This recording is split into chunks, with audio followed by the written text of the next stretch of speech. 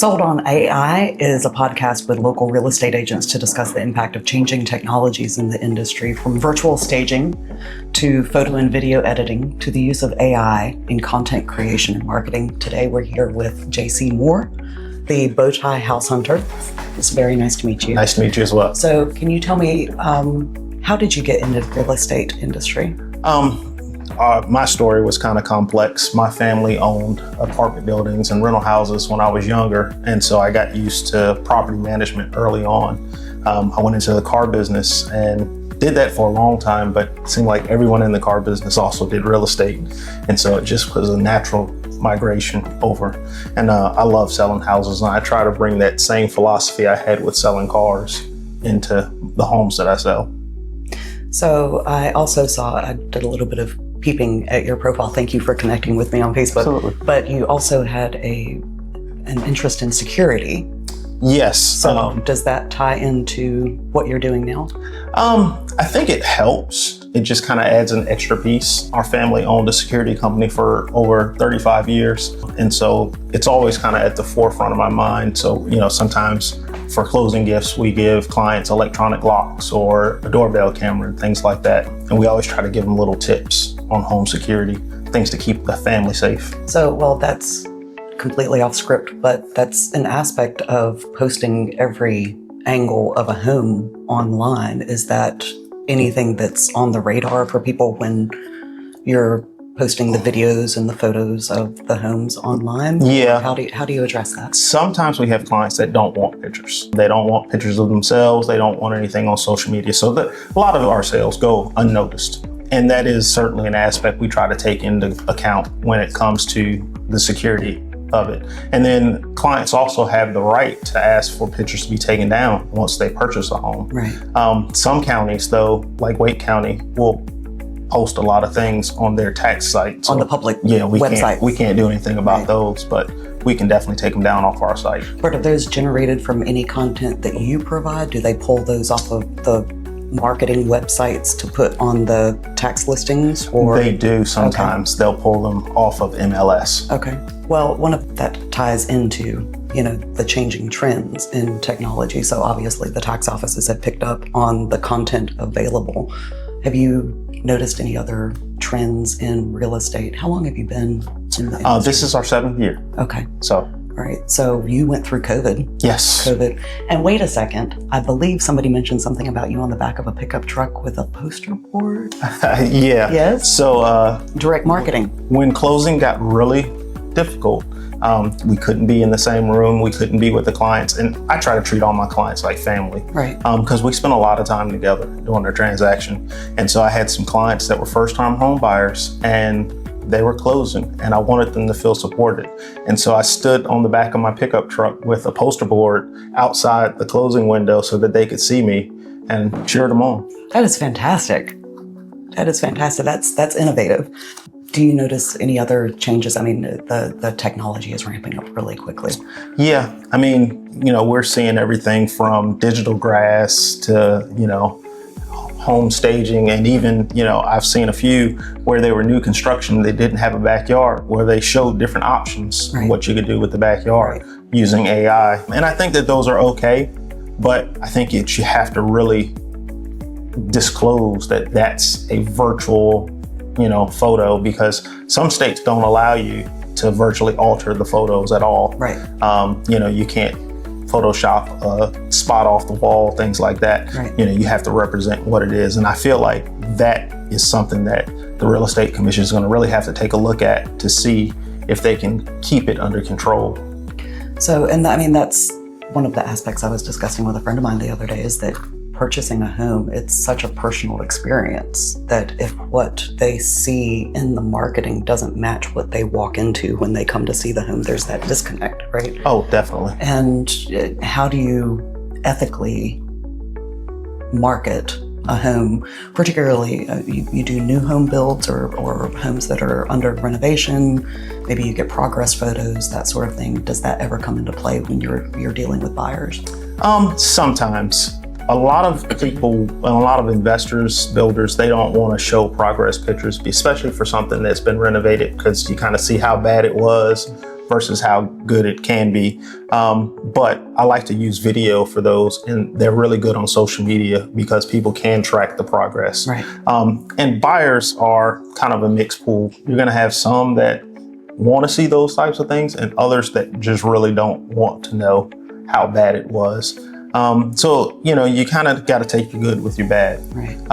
And you throw it out there and you kind of see what sticks. Right. Ethically, I don't think there's anything touching on the authenticity of sky replacement, because that's temporary. Grass replacement, that's temporary, right? Virtual staging with furniture in the home, because 9 times out of 10, it's not being purchased furnished. It's just a representation of this is what a queen size bed would look like in this space, to give people an idea of what they can do with the area. What are your thoughts on any of the touch-ups? Is there anything, you mentioned the backyard with, when the landscaping isn't in place and you're showing people these are the things that can be done with this area. Do you have any other observations about what you would or wouldn't do, or what you would recommend? I would do it, and I would say just watermark it, that, hey, this is virtual, right. So that people don't get the wrong idea. But I think it's amazing, and I think it's great because in this industry, some buyers just don't have the vision. They can't see what's not there. Right. And so, if you ever watch HGTV, they do the little virtual overlay of the blueprint. They kind of show the changes. Right. And so I think if we can start getting into that in our industry and doing it more mainstream, right. I think it will be beneficial for buyers because they can kind of see what it can be and then give them an idea of how it can look once they take it and make it their own. So, which leads me to my next question, is that in North Carolina, the real estate market, it's got its ebbs and flows, but it's pretty hot right now. Yes. I've had several friends who have purchased homes sight unseen from out of state. So when you are virtually staging or making, slight changes using the technologies available, you always have that option of the people coming in and seeing it in person. But when they're buying from out of state and have never physically been on site, do you ever run into problems with any kind of disconnect between? Sometimes. We fortunately have a disclosure, that, hey, you are buying this sight unseen, Right. So you don't have a lot of recourse when it comes to that to some degree. But I always try to, especially if I'm the buyer's agent, I want to do a video walkthrough. Right. Call them on FaceTime, call them on Zoom, do something, even if I just have to video it and send it to them. Right. If I'm the listing agent, I always recommend the buyer's agent does that. Hey, call them, do a video walkthrough so you can kind of see. And I'm always of the mindset to disclose. Right. I call it, and this is going to date me a little bit, I call it the B-Rabbit effect. If you've ever watched 8 Mile, Eminem takes all the negative and puts it up front. Therefore, you can't use it against them. Right. I try to do that same thing in my sales tactics. Right. Use all the negative up front. Hey, here's all the bad, but then here's all the good that overweighs that. Right. And that's one of the recurring themes, is that you want to underpromise and overdeliver, that sort of thing. Well, that also leads me to the other question with the virtual tours and things like that, or Zoom meetings and things like that. 20 years ago, the real estate industry expectation was if you weren't actively out, getting a contract on a new listing or showing a property or hosting an open house, you were expected to be in the office, clocking those hours, working on your MLS listings, things like that, which was a slower process due to that era of technology. What do you see as the biggest asset to being able to pretty much work anywhere now? It allows us to be on the go. It allows us a little bit more flexibility, especially family time. I can be with my kids at the park and upload something to a client. Right. Especially if they, they call and say, hey, we had a question about this. And I say, hold on a second. And I pop over to my drive and I can send it to them. And I think that just makes the business flow better. I think that, but at the same time, we all have that microwave technology in our brains. We want everything right away. Right. So, there are times when I'm like, hey, give me 30 minutes and I'll get it to you. And they're like, 30 minutes? And I'm like, it's just 30 minutes. 10 years ago, you had to wait 3 days for that. Right. But I think that as it progresses, it's going to only make it better. And the agents that are on top of it and that are, organized will definitely succeed. So, well, you touched on it, but are there any other tips that you have for setting those boundaries between, to get that work-life balance? So for me, I have two separate phones. I have my business phone and I have my personal phone. And my business phone cuts off at 10:30 at night. And it doesn't cut back on until after 8:30 when I've gone through carpool and I've dropped the kids off. Because I used to have it where I was on call 24/7. There's not really too many emergencies that I have to deal with in the middle of the night. If the house is on fire, call the fire department and we'll talk about it in the morning.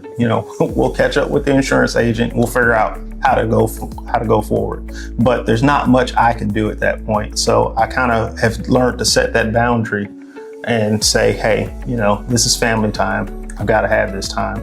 And I got to kind of wind down.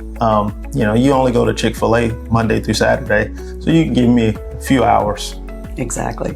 So obviously family is important to you. You've Yes. touched on that several times. Are there any other aspects of your hobbies or interests that you think lend themselves well to your role as a real estate agent?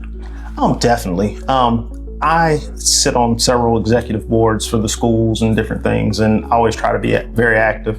And with that, we do meet a lot of families that are either moving to the area or, that are in the area already that need to expand. And so, the kids really play a part in getting the word out, and we deal with a lot of referrals from that. So you've touched on a handful of things, and obviously family is important to you. Are there any other aspects to your life interests that lend themselves well to real estate? Yes. So, we have 6 kids.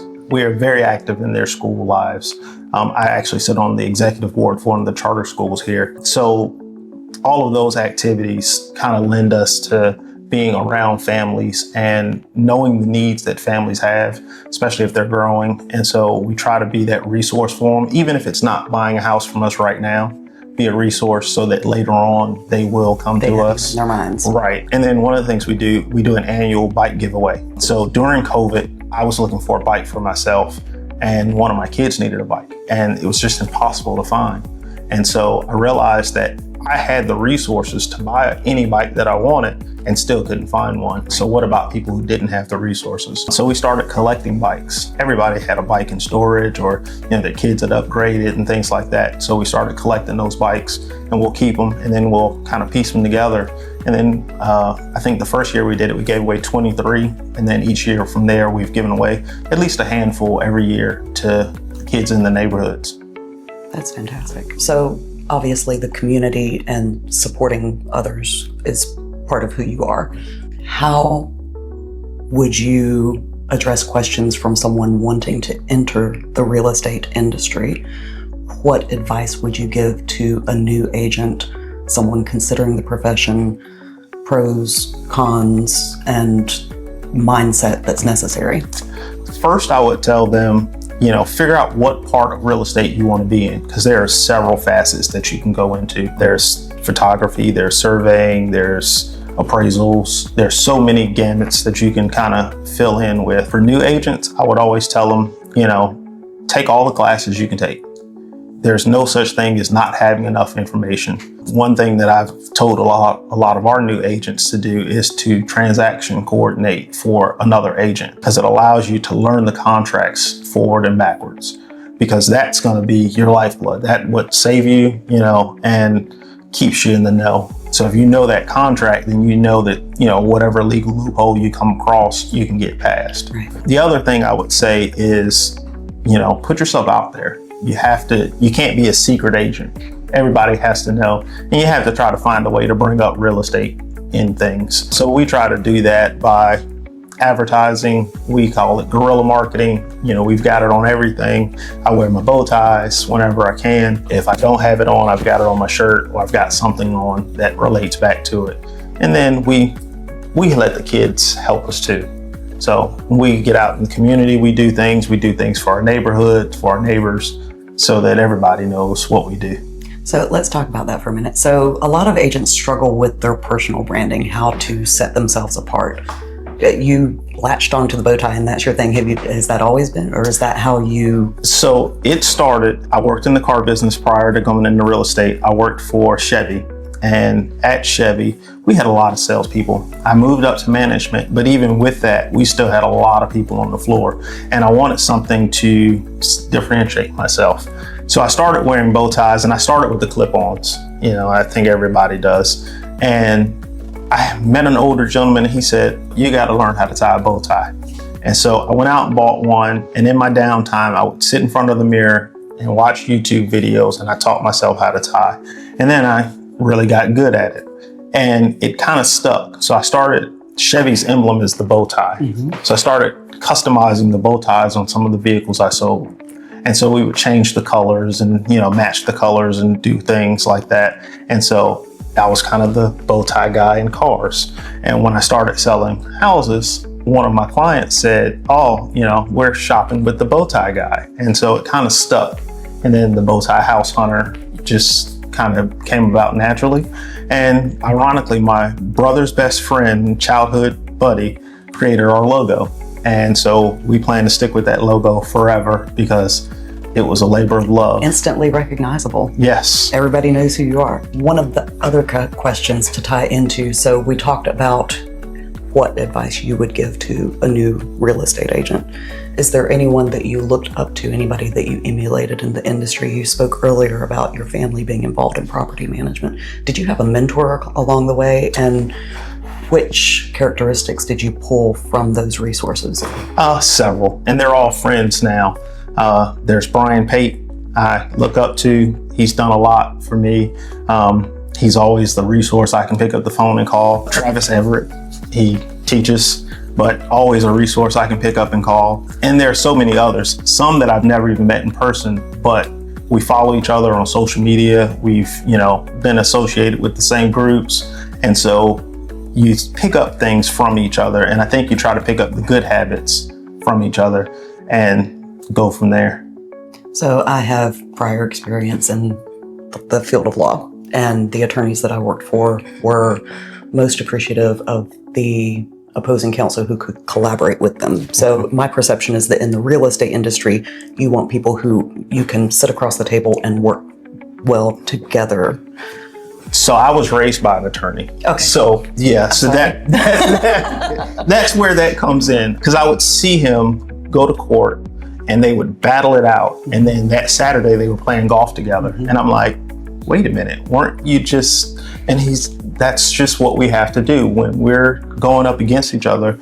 We're trying to bring the best out for our client, right, and the best aspect. But, when it comes down to it, we all have the same goal in mind. And so I try to bring that same philosophy to my real estate business. Yes, we may be on opposite sides, but we have the same goal. I want to get this house sold for my client. You want your client to get the house. So how can we work together to make that happen? Okay, so that ties into my last question. Is a lot of people see AI and augmentation and automation as threatening their positions or their livelihoods. How would you propose to work with those technologies going forward? There are some things that AI is just not going to be able to do. It's not going to go in a crawl space. It's not going to, tell you if this closet's going to work. I think that we have to work with the technology that's available, or else we're going to get left behind and we will become obsolete. So I use AI for a lot of different things, a lot of different reasons. You can type something out and then say, hey, can you help me polish this? And it just enhances what you have. Now, sometimes it's better, sometimes it's not. My oldest son is a bookworm and a very vivid writer, and I've had him do some things and go over things, and his is better than the AI. So I think that we have to use it, but we have to also, take it in consideration. It's not infallible. It's not going to be able to do everything. So there's still a need for a physical agent. Do you see that feedback on the writing, the marketing content improving since you first started using it? Definitely. I think the more you use it, the more it learns you and the more it tailors things to you. Right. And the more you can input, the better it's going to give you back. I think that, we have some agents that have started using it, and it started to look the same. So I try to differentiate mine by adding my own personal touches to it, and then it will give me back something that's more branded for me. And that is one of the concerns, is that if these applications are pulling from the same data sources, whether it's giving everybody the same output, but you've clearly found a way around that. Do you have any other tips for people who are using these technologies for their marketing and their branding? Keep using it, and don't just give it the basic information. Give it as much as you can. And what I would recommend is write it out the way you would write it out, and then input it that way so that it gives you more of a polished version of your own words versus its words. Fantastic. Do you have anything else you'd like to tell us today? This is our house. It's on the market, and we'd love to sell it to someone who will enjoy it as much as we have. Fantastic. And obviously there are very beautiful touches. You have clearly loved this home, and I love the neighborhood. Short distance from the school. What was your favorite thing about living here? Actually, and it's probably the thing that I liked the least when we first bought it, is the cul-de-sac. Everybody knows everybody, and we're all friends. We take each other's garbage cans down, and we all look out for one another. Even our dogs all know each other. So, and everybody in the cul-de-sac has a dog, which is ironic. And limited traffic, because there's there's a lot of teenagers on this road and a lot of teen drivers, so we get a lot of boyfriends and girlfriends and potentials circling through the cul-de-sac. Anything else you'd like to say to the audience today? Thanks for having me. Thank you so much. I appreciate your time.